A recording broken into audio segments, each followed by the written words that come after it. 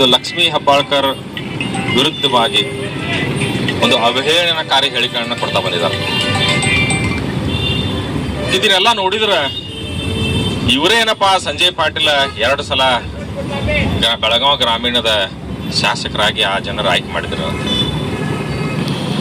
ಇವತ್ತು ಅವರೊಬ್ಬರ ಜೋಕರ್ ಅಥವಾ drama artist ಕತೆ ಒಂದು ಬಿಹೇವ್ ಮಾಡತ್ತಾರ. ಮೊನ್ನೆ ಬಂದಿದ್ರು ಗೋಕಾಕ್ನಾಗ.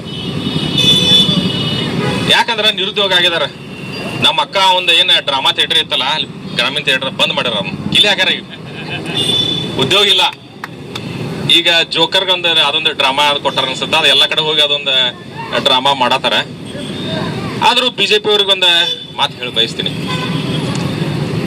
ಇವ್ರು ಹಸಿಲ್ ಶಾಲ್ ಹಾಕೊಂಡ ಈ ರೀತಿ ಮಹಿಳೆಯರಿಗೆ ಅವಮಾನ ಮಾಡತ್ತಾರ. ಮತ್ತ ಹಿಂದೂ ಸಂಸ್ಕೃತಿ, ಹಿಂದೂ ಧರ್ಮ ಅಂತ ಮಾತಾಡ್ತಾರ. ಅಲ್ರಿ, ನಮ್ಮ ಹಸಿರು ಶಾಲ್ ಅಂದ್ರೆ ಏನ್ ಸಂಕೇತ? ತ್ಯಾಗದ ಸಂಕೇತ. ನಮ್ಮ ರಾಷ್ಟ್ರ ಧ್ವಜದ ನಮ್ಮ ಸಂಸ್ಕೃತಿ ಸಂಕೇತ. ನಮ್ಮ ಭಾರತೀಯ ಸಂಸ್ಕೃತಿ ಏನದ? ಯತ್ರ ನಾರ್ಯಸ್ತು ಪೂಜಂತೆ ರಮಂತೆ ತತ್ರ ದೇವತಾ ಅಂತಂದ ನಮ್ಮ ವೇದಗಳು ಬರೆದದ. ಎಲ್ಲಿ ನಾರಿ ಮಹಿಳೆಯನ್ನ ಪೂಜೆ ಮಾಡ್ತಾರ ಅಲ್ಲಿ ದೇವ್ರು ಇರ್ತಾನ ಅಂತ ಹೇಳಿ ಒಂದು ಭಾವನೆ ಅದ ನಮ್ಮ ಸಂಸ್ಕೃತಿ.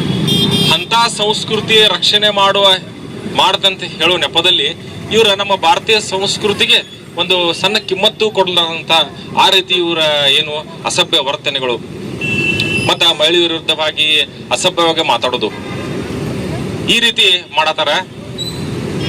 ಈಗಾಗಲೇ 2023 ವಿಧಾನಸಭಾ ಎಲೆಕ್ಷನ್ದಾಗ ನಮ್ಮ ಶಾಸಕರು ಇದ ಹಾದಿ ಹಿಡಿದಿದ್ರು. ಲಕ್ಷ್ಮೀ ಹೆಬ್ಬಾಳ್ಕರ್ ಅವ್ರ ಬಗ್ಗೆ ಮಾತಾಡ್ಕೊಂತ ಇವತ್ತು ಅವ್ರ ಏನ್ ಪರಿಸ್ಥಿತಿ ಆಗಿದೆ ನೋಡಿರ್ಬೇಕು.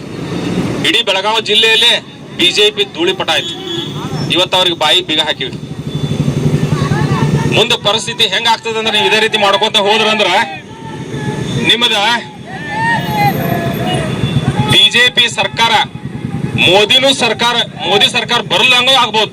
ನೀವು ಇದೇ ರೀತಿ ಮಾಡ್ಕೊಂತ ಹೋದ್ರ ಕರ್ನಾಟಕದಂತೂ ಧೂಳಿಪಟ ಆಗೇ ಆಗ್ತದ.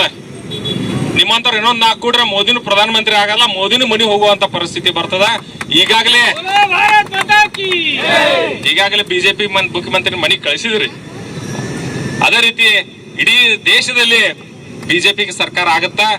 ಮತ್ತ ಇದೇ ರೀತಿ ನೀವು ಇಂತ ನಿಮ್ಮ ಹೊಲಸು ನಾಲಿಗೆಯನ್ನ ಹರಿಬಿಟ್ರ ನೀವು ಬಂದಲ್ಲಿ ನಿಮ್ನ ಚಪ್ಪಲಿ ಸೇವೆ ಆಗೋದು ಅಂತ ಖಂಡಿತ. ಇದು ಎಚ್ಚರಿಕೆ ಇರ್ಲಿ. ಇದೊಂದ್ಸಲ ಕೊಟ್ಟಿವಿ, ಮಣ್ಣಿ ಹೇಳಿದಿವಿ, ಅದೂ ಇಲ್ಲ. ಮತ್ತ ಇನ್ನು 3ನೇ ತಪ್ಪಾದ್ರ ನಮ್ಮ ಮಹಿಳಾ ಮಣಿಗಳು ರೆಡಿ ಅದಾರ. ಅವರ ಸೇವೆ ಮಾಡಕ್ ನೀವು ರೆಡಿ ಮಾಡ್ಕೊಳಕ್ ರೆಡಿ ಆಗ್ಬೇಕಂತ ಹೇಳಿ ನನ್ನ 1-2 ಮಾತುಗಳನ್ನ ಮುಗಿಸ್ತೀನಿ.